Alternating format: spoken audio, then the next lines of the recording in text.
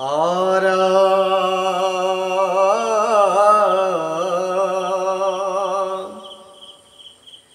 তাৰিয়ানিও নাথ নাৰায়ণ চৰণে শৰণ লৈলো তোমাত ভকতি নকৰি কৃপালু জনম বিফল কৈলো তাৰিয়া নিও নাথ নাৰায়ণ চৰণে শৰণ লৈলো। অৱশেষত অজামিলে ঈশ্বৰৰ চৰণত শৰণে পখিলে আৰু শৰণে পখি কৈছে যে ইমান দিনে মই ঈশ্বৰৰ সেৱা কি বুজিয়ে পোৱা নাছিলোঁ, আজিহে বুজি পাইছোঁ আৰু ইমান দিনে যে কৰা নাছিলোঁ আমাৰ জনমে বিফলহে কৰিলোঁ। হৰিৰ কীৰ্তনে মহাপ্ৰাতেকক অজিমতে কৰে নিজান আন প্ৰয়াসিতে পবিত্ৰ কৰিবে নোৱাৰে তাৰ সমান। হৰিনামৰ বাহিৰে একো কোনো কৰ্মই যাতে প্ৰায়শ্চিত্ত কৰিব নোৱাৰে। যেনেকৈ নাৰায়ণৰ নাম লওঁতে অজামিলে মুকুতি পালে, তেনেকৈ এতিয়া চাওক এই কথাখিনি আমাকো বুজাইছে যে পাপৰ পৰা প্ৰায়শ্চিত্ত হ'বলৈ হ'লে হৰিৰ নামহে ল'ব লাগিব।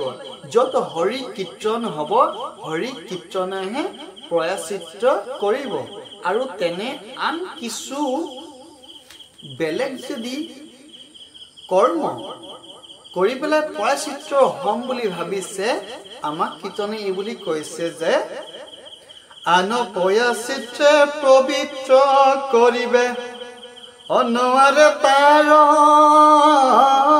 সমান। আমি যিটো পাতে কৰ অপ্ৰয়াসিত কৰে দুনাই তাতে মন মজে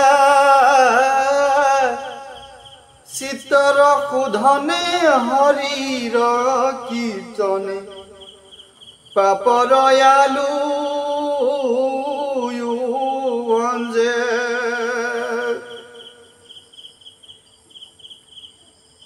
যি ব্যক্তিয়ে পাপ কৰিছিল হৰি নামে সেই পাপৰ বোলে আলু উঘালিব পাৰে। কেনেকৈ?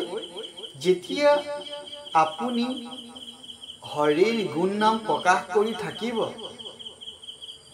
পাপৰ বোজা কমি গৈ থাকিব, তেতিয়া পুণ্যৰ বোজা বাঢ়ি যায়। আৰু যেতিয়া পাপ নাশ হ'ব, আপোনাৰ পুণ্য বাঢ়ি যাব। তেনেকৈ কৈছে চিত্তৰ শোধনে হৰিৰ কীৰ্তনে পাপৰ আলু শোভন যে। মানে আপোনাৰ চিত্ৰৰ শোধনে হৰিৰ কীৰ্তন, চিত্ৰ শোধন হ'ল আৰু পাপো নাশ হ'ল। তাকে কৈছে চিত্তৰ শোধনে হৰিৰ কীৰ্তনে পাপৰ আলু শোভন যে। ৰাম পুত্ৰ নাম ধৰি উপহাস্য কৰি হেলাটো জীবুলে হৰি তাহাৰো সমস্ত পাতে কদহবে জানায়া কনিষ্ঠ কৰি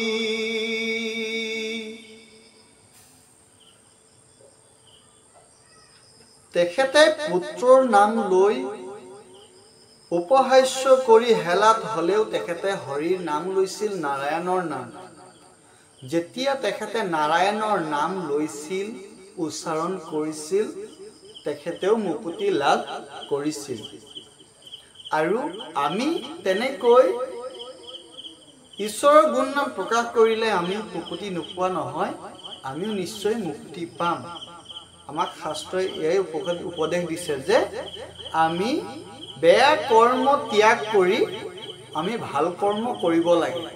যেতিয়া আমি ভাল কৰ্ম কৰিম তেতিয়া আমি ভাল ফলাফল পাম। যেনেকৈ আউজিলে ফল ভুঞ্জিবলৈ পায়, আমি যদি ভাল ফল ভাল কৰ্ম কৰোঁ তেনেহ'লে আমাৰ ভাল হ'বই। যদি আমি বেয়া কৰ্ম কৰোঁ তেনেহ'লে আমাৰ নাশ হ'বই। আমাক কীৰ্তনে ইয়াৰ উপদেশ দিছে।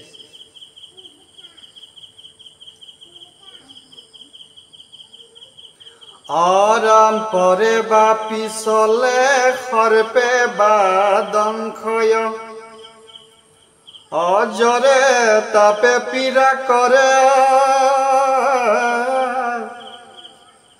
এতে কতে যদি হৰি নাম লৱে, যম যন্ত্ৰণা কুতৰে।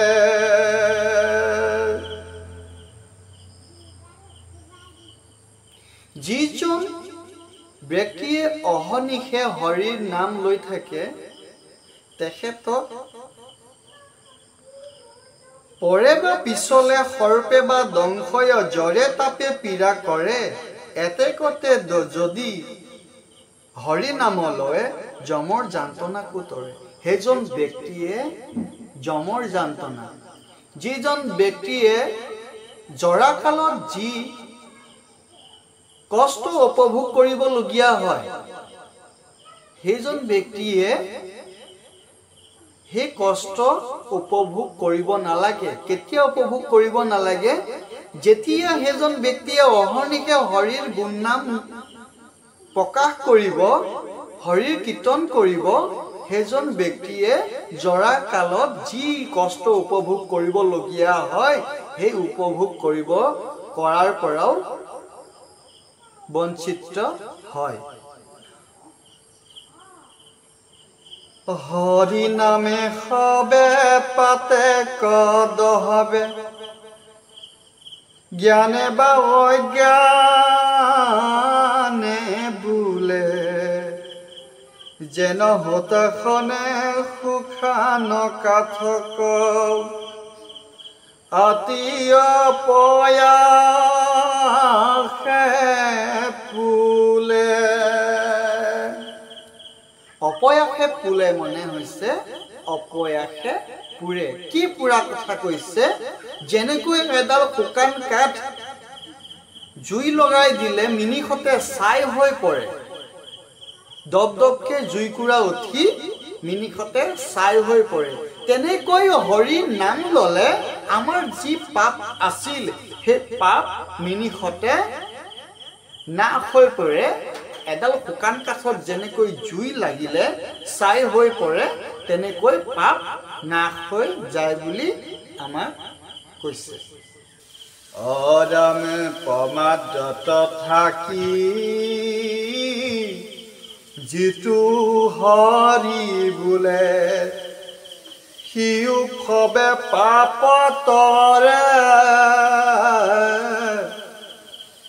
যেন মহষধি নজানি ভুঞ্জিলে, তাৰো গৰ্ভৰু গহৰে। যিজন ব্যক্তিয়ে প্ৰমাদত থাকি হৰিৰ উপাসনা কৰে, সেইজন ব্যক্তিয়েও বোলে সিও সবে পাপ তৰে, সেইজন ব্যক্তিয়েও পাপ নাশ কৰিব পাৰে। আৰু কৈছে যে যেন মহাসধি, নাজানি ভুঞ্জিলে তাৰো গৰ্ভৰো ঘৰে। যিজন ব্যক্তিয়ে মহাসৌধি বুলি হৰিৰ গুণনাম শ্ৰৱণ কৰিছে, মানে সেইজন ব্যক্তিয়ে হৰিৰ গুণনাম শ্ৰৱণ কৰোঁতে মহাপ্ৰসাদ বুলি ভাবিছে। যেতিয়া মহাপ্ৰসাদ বুলি কৰ্ণপথেৰে হৰিৰ গুণনাম শ্ৰৱণ কৰিব, তেতিয়া সেইজন ব্যক্তিৰ যি গৰ্ভৰোগ হয়, এই গৰ্ভৰোগৰ পৰাও তেখেতে পৰিত্ৰাণ পায়। প্ৰভুৰ নামৰ অনন্ত মহিমা কতেক কৰিবই আমি, হেন হৰি নাম ললেও বান্ধস কিনো তোৰয় ধুজ্ঞামী। ঈশ্বৰৰ মহিমা অপাৰ বুলি কৈছে, আৰু এই মহিমা আমি কেতিয়াও প্ৰকাশ কৰিব নোৱাৰো, তেখেতৰ অপাৰ মহিমা। আৰু কৈছে হেন হৰি নাম ললেও বান্ধস কিনো তোৰয় অধুগামী। সেই হৰি নাম আপোনালোকে লওক, সেই হৰি নাম ললে মুকুতি পাব। সেই হৰি নাম নললে আমাৰ পাপ নাশ নহব। ব্ৰাহ্মণক এৰি জীৱ ৰক্ষা কৰি সতৰে তৈৰ অন্তৰ, শুনি দূত ছয় হুয়া মহাভয় পখিলা যমনগৰ।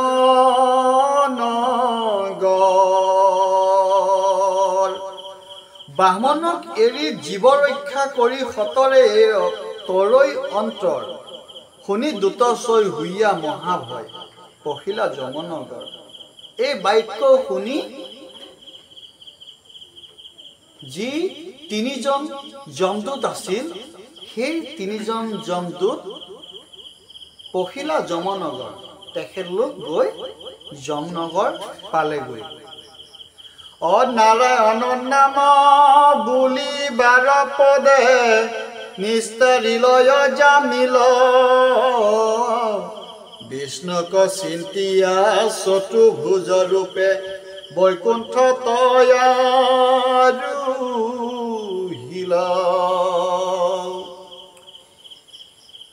যিজন অজামিল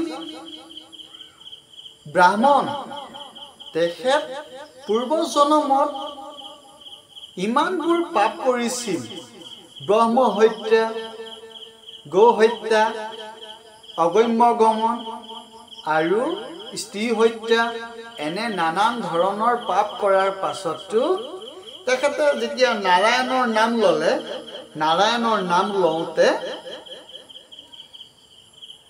নিস্তাৰিল অজামিল, বিষ্ণুক চিন্তিয়া চতুৰ্ভুজ ৰূপে বৈকুণ্ঠত আৰোহিল।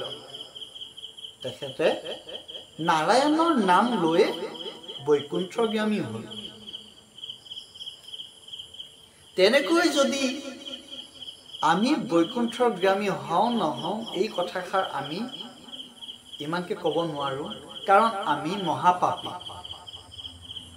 আমি ঈশ্বৰৰ গুণনাম ল'বলৈ অভ্যাসে কৰি আছো। বৰ্তমান কিমানখিনি কি হৈছেগৈ আমি নাজানো।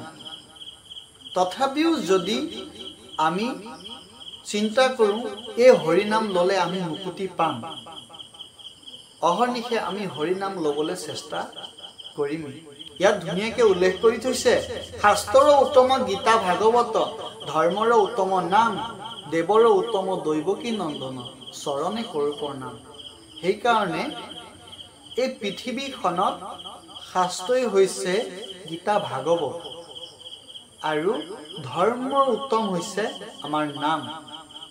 সেইকাৰণে নাম লওঁতেও আমাৰ মুক্তি লাভ কৰিব পাৰিম, আৰু শাস্ত্ৰৰ যোগেদিও আমি জ্ঞান লাভ কৰিব পাৰিম।